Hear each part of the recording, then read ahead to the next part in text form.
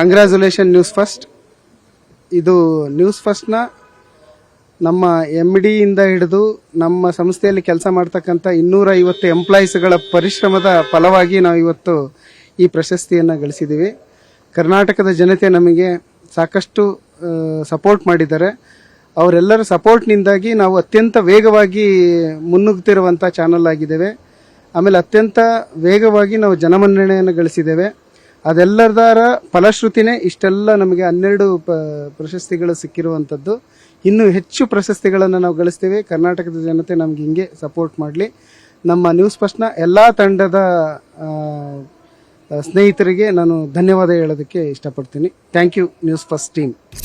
Congratulations team news ಫಸ್ಟ್ಗೆ. Total 12 ಪ್ರಶಸ್ತಿ ಬಂದಿದೆ.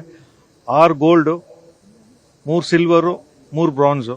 Okay, entire credit goes to entire team news ಫಸ್ಟ್ಗೆ. Congratulations again. ಇವತ್ತು ತುಂಬ ಖುಷಿಯಾದ ದಿನ. ನ್ಯೂಸ್ ಫಸ್ಟ್ಗೆ 12 ಅವಾರ್ಡ್ ಬಂದಿದೆ.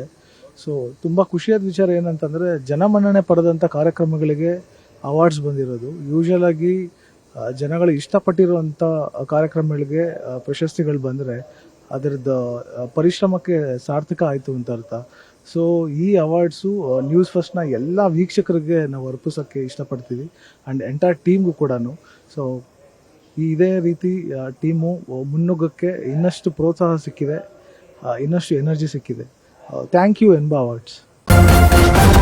ನ್ಯೂಸ್ ಫಸ್ಟ್, ನಿರ್ಭೀತಿಯಿಂದ ನಿಮ್ಮ ಪರವಾಗಿ.